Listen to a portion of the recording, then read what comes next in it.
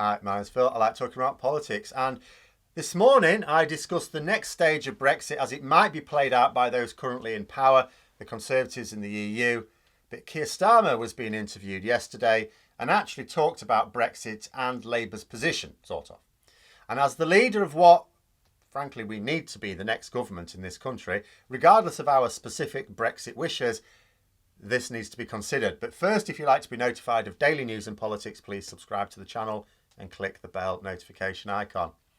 So the headline news, so to speak, is that Starmer said that his Brexit slogan would be "Make Brexit Work," that there will be no rejoining of the EU under Labour. No problem. Remember that what Starmer sets out as policy for Labour is intended to cover their first Parliament in office. You cannot assume you're going to be in there for any longer. It's not possible to rejoin the EU inside the next Parliament for two reasons. One, the process of joining the EU takes a long old time. Never mind, the fact that we've just left.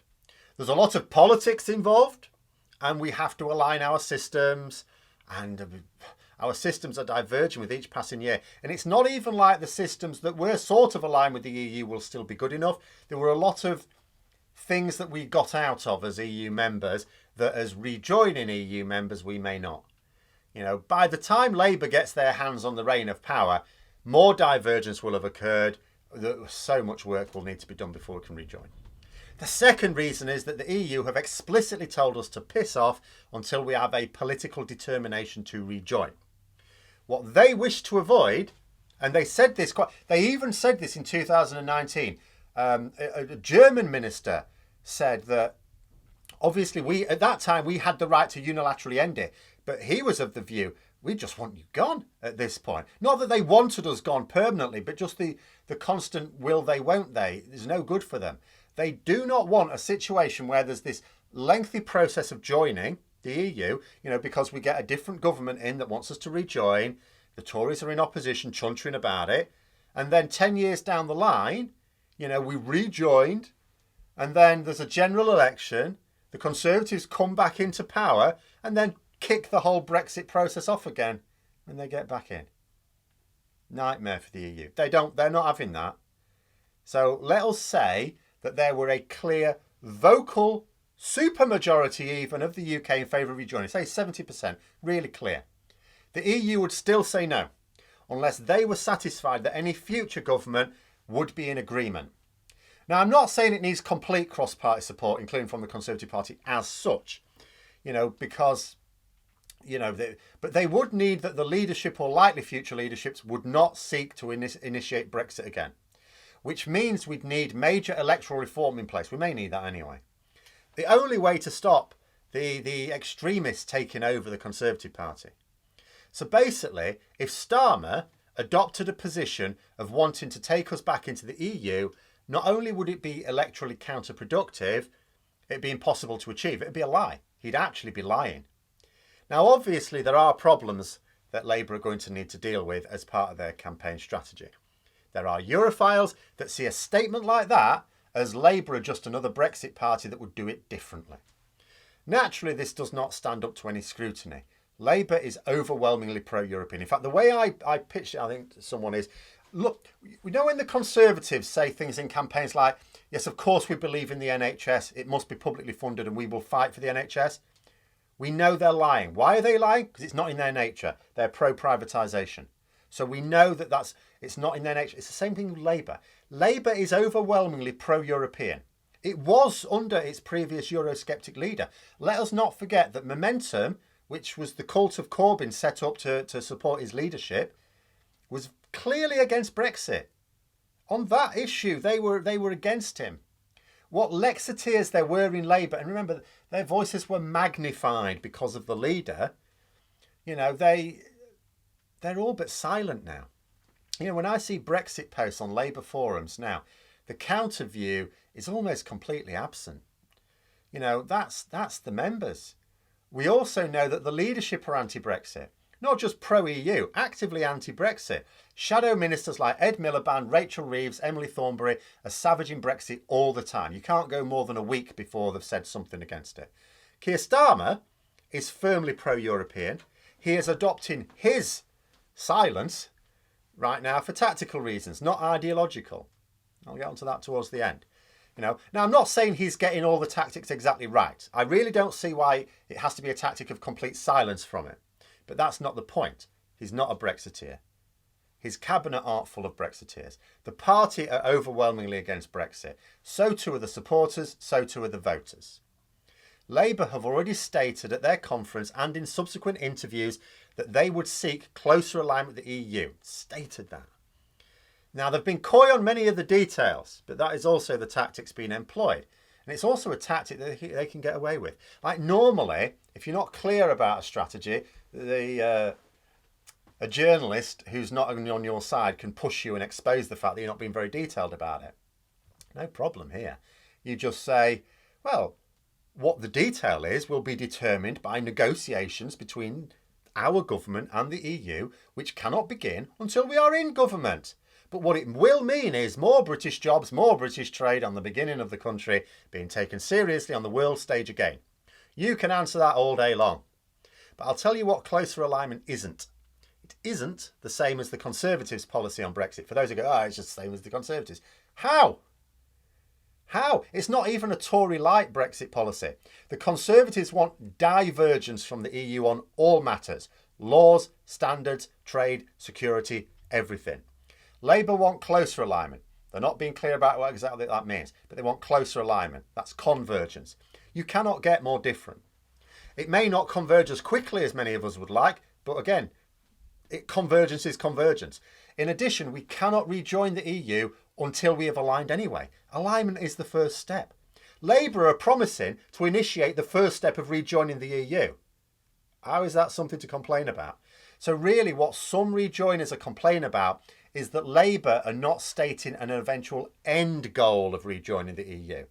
Like, if Labour were to say this, look, we want to rejoin the EU eventually. If the public agree in a future referendum, we want to achieve that. But there's a lot of work to be done. First thing we need to do is to align ourselves back with the EU in order to get the process going. If they said that, would these same people have a problem with Labour's policy? No. So why do they have a problem with exactly the same policy? It's the same policy without explicitly stating that the end game is rejoining the EU. There is no material difference between what Labour are promising and rejoining the EU.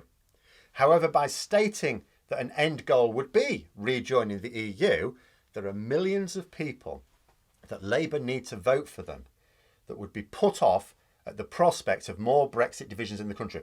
These people see Brexit as just being deeply divisive, distracting from the real issues of the country, and not something they want to get back involved in. They've had 5 years of it already, they don't want any more.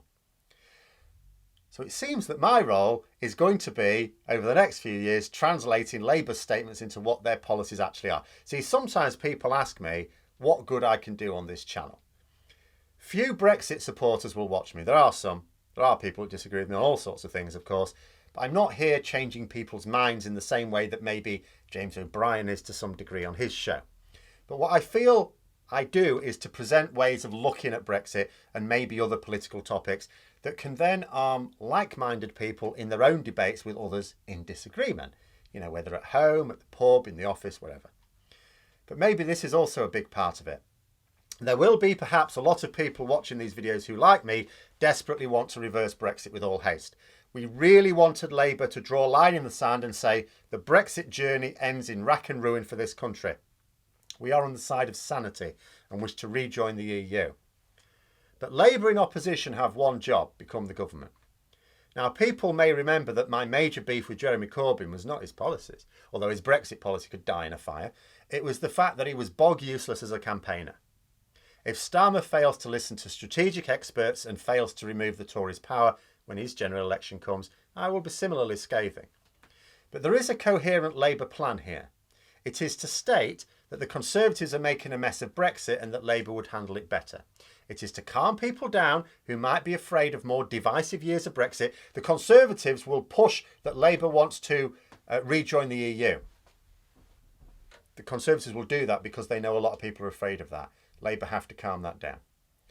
Telling them that rejoining is not on the agenda. And it's not even a lie. It's not right now. It's not because they don't want to, but because they can't. If Labour are in power after the next election, even if not as a majority government, it's not going to be as a majority government, they will very quickly be reversing the Tory direction on Brexit. Within a matter of months, we will be holding productive talks with the EU and removing trade barriers. You mark my words. But there is a problem. People who want to rejoin but aren't paying attention to Labour's overall policy. You know, those who are only listening to the statements made through the mainstream media. But those statements made through the mainstream media are intended for the people whom the mainstream media have convinced that Brexit is either good or it's not good, but actually it'd be even more damaging to go back. The statements are intended for that audience. So I feel I need to keep hammering the point home that this is just intended to calm people down. It's not a lie. The next Labour government are not going to rejoin the EU. But the one afterwards might. If we can just get the next one to lay the groundwork. The bottom line is this. Come the next general election, we've got a choice of two governments. The first is the pro-Brexit Conservative government who will have, for the second time, if they win again, for the second time, won a majority because of their hard Brexit stance. They will double down on it, driving more of a wedge between us and our European neighbours, and also continuing to strip away more democratic safeguards. These have already been much diminished since the Conservatives came to power, and the damage was accelerated under Boris Johnson. The second possible government is Labour-led, but with other progressive parties needed to prop it up. That means the Liberal Democrats, the Green Party, and with the cooperation of the SNP for, common areas of interest. Basically, parties who want to move closer to the EU again. And when I hear people say that they won't vote Labour because of their Brexit stance, when the alternative in many seats is that first hard Brexit Tory government. I'm not going to vote for Labour because I want to rejoin the EU, so I will support the Conservatives who will move us even further away from the EU. I just despair. But this is where the battle may be won or lost, explaining to these people what the reality of their vote is. You've got two choices. First past the post, I don't care how many candidates are on your sheet, you've got two choices. There's the candidate best placed to stop the Conservative candidate winning. You vote for them. If you vote for them, you are voting for the path back to the EU. Might not be as quick as you'd like, but that's where it's going. If you don't, if you vote for anyone else, or you don't vote at all, you are voting for moving away further from the EU and democracy. Really that simple. But it needs explaining to a lot of people. And for people who want Brexit to be a them and us tribal battle royale in this country, because there are people on the rejoin side who are just as tribalist as on the Brexit side, and they just want Labour to be on their side. It's like, we just need more allies on our side. That's not happening. It's nothing even to do with the principle of wanting to unite the country rather than divide. Labour need to unite people in order to win an election. This is why Starmer also accused Johnson of picking Brexit fights with the EU in order to distract from scandals back in the UK. Starmer wants the focus to be not Brexit, which is too divisive, but on Johnson's general uselessness, which has more power to unite people against the Tories. So I will continue to attack Brexit. Other commentators will continue to expose the massive harm it is causing us. Labour's shadow ministers will continue to snap at the heels of the government over Brexit in Parliament, but we're not going to see Starmer ramping up the rhetoric, it seems. The strategy now, to me, seems clear. He wants to say that Brexit fights are a smokescreen for the harms caused by the Tories. So that is his strategy. Remains to be seen if it works, but it is at least a plan.